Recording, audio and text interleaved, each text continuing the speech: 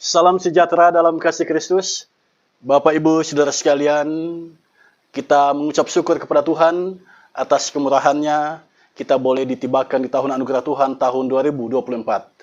Di bulan pertama tahun 2024 ini, mari kita belajar dari firman Tuhan yang terdapat di dalam Kisah Para Rasul pasal 25 ayat 1 sampai ayat yang ke-12.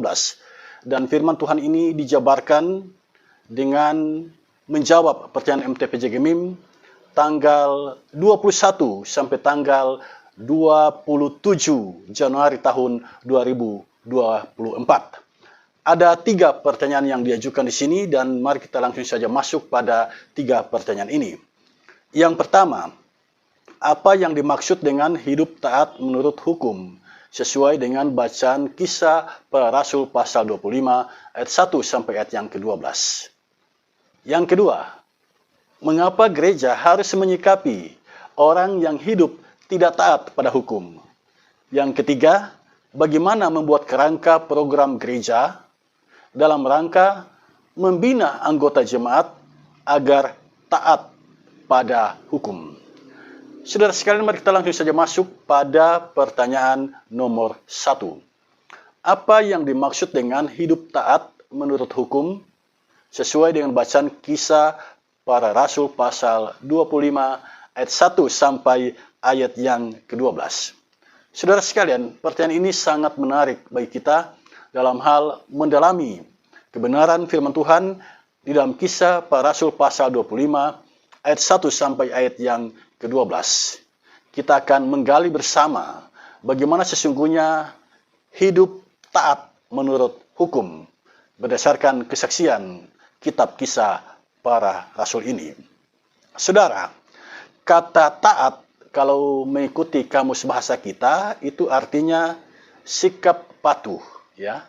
Sikap patuh pada aturan, pada norma, perintah atau kewajiban. Jadi jika ada orang yang patuh pada aturan, itu namanya taat. Kalau ada orang yang patuh pada norma yang berlaku, itu namanya taat.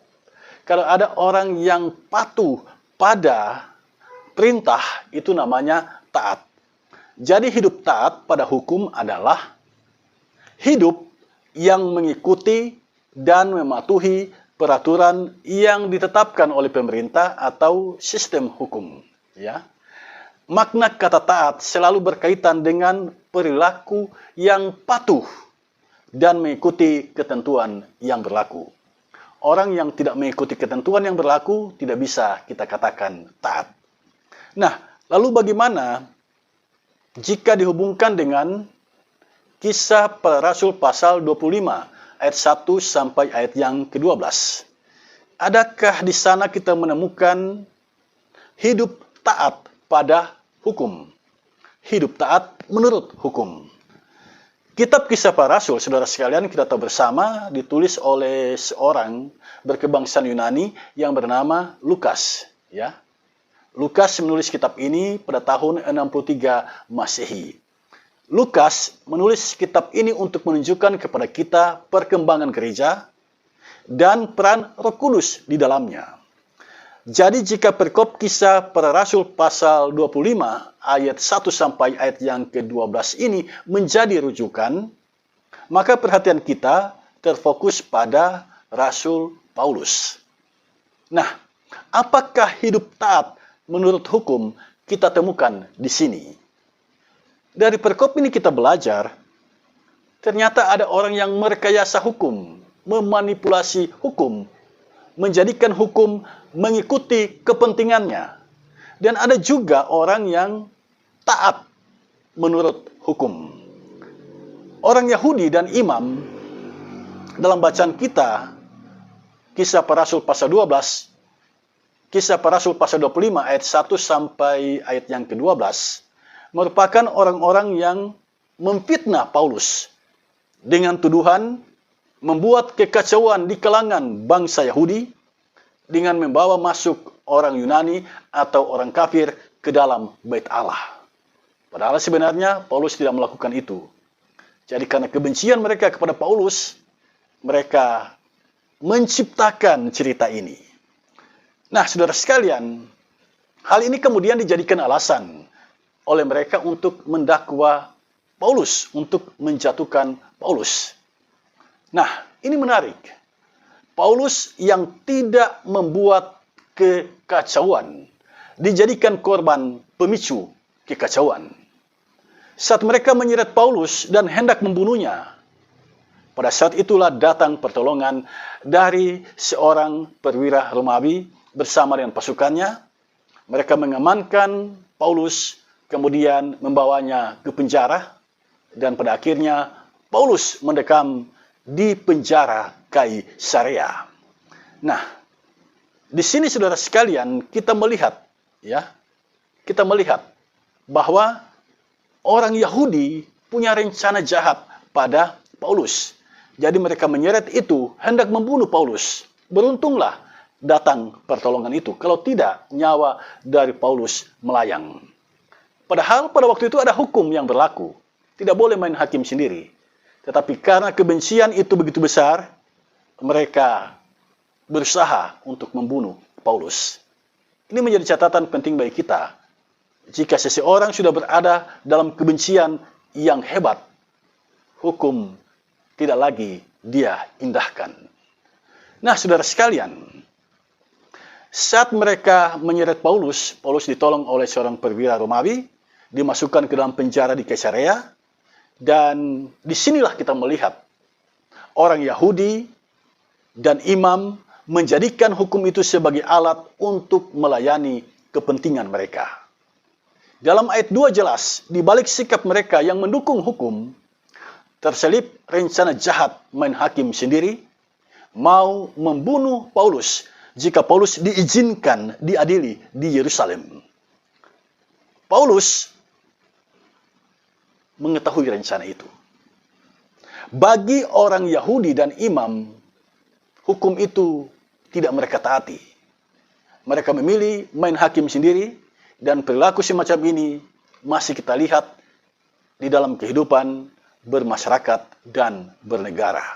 Saking bencinya pada seseorang, kadang seseorang atau kelompok orang main hakim sendiri.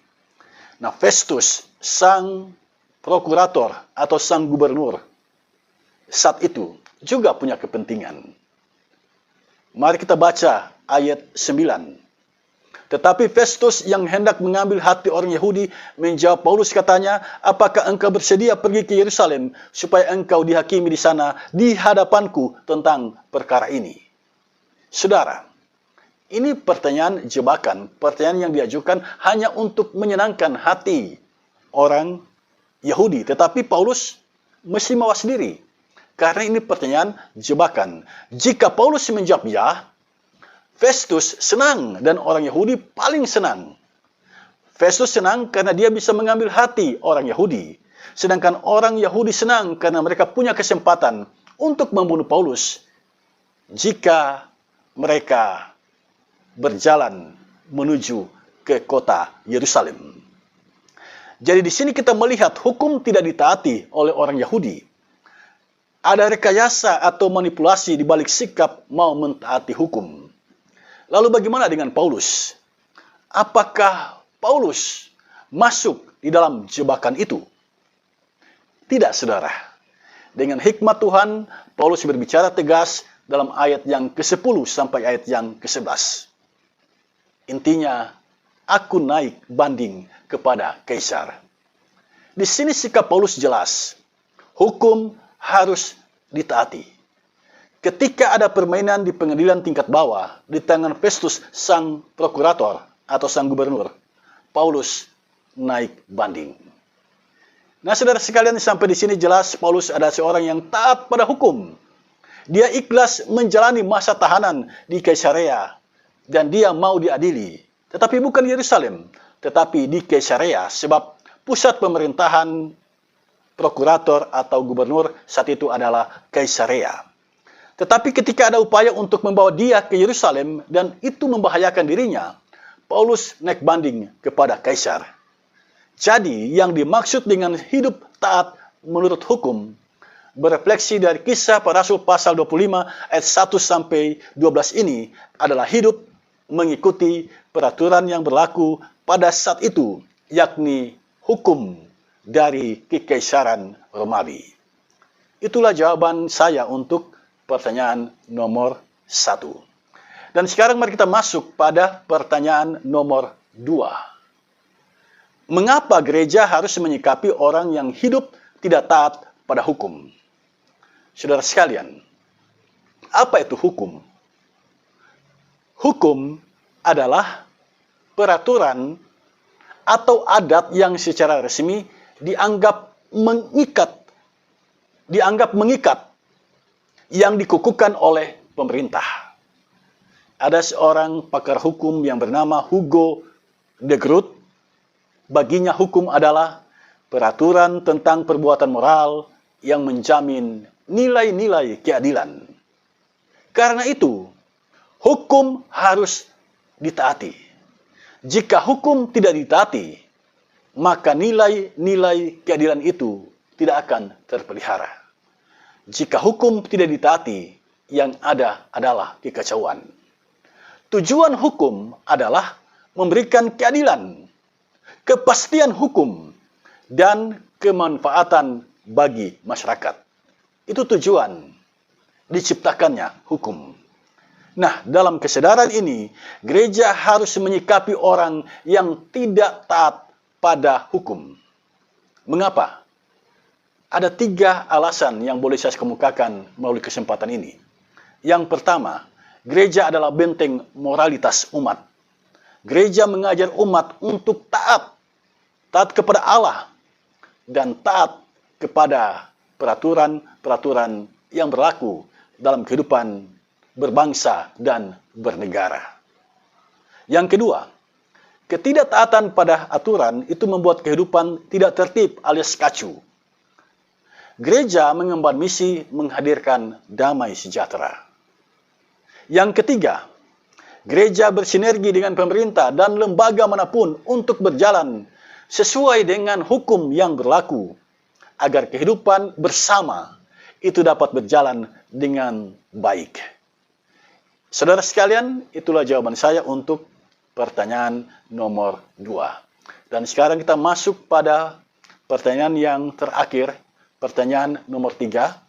Bagaimana membuat kerangka program gereja dalam rangka membina anggota jemaat agar taat pada hukum? Saudara, gereja adalah persekutuan orang-orang yang percaya kepada Kristus. Pada sisi lain, gereja itu adalah sebuah organisasi. Sebagai persekutuan, gereja menata pelayanan dengan tertib dan teratur. Sebagai organisasi, gereja memastikan umat gembalaannya memahami aturan dan berjalan sesuai dengan aturan yang berlaku. Nah, dalam kesadaran inilah, gereja dapat membuat kerangka program gereja dalam rangka membina anggota jemaat agar taat kepada hukum. Caranya adalah, yang pertama, pembekalan. Memberikan pembekalan pentingnya hukum. Dan pembekalan ini dapat dilakukan baik dari pihak pemerintah maupun dari pihak gereja. Yang kedua, diskusi teologis. Mengundang warga jemaat melihat hukum dari sisi kebenaran kitab suci, dari sisi kehendak Tuhan. Dan yang ketiga, tindakan disiplin. Ketika ada pelanggaran terhadap hukum gereja, maka ada tindakan disiplin yang tentu saja didahului dengan penggembalaan. Bapak Ibu Saudara sekalian, itulah jawaban saya untuk pertanyaan nomor 3. Dengan menjawab pertanyaan nomor 3, maka jawaban atas pertanyaan nomor 1 sampai nomor 3 telah disampaikan kepada kita semua. Dan saya selalu mengingatkan, mintalah hikmat dari Tuhan, agar Dia menolong kita di dalam memahami kebenaran firman-Nya. Tuhan Yesus memberkati kita semua. Amin.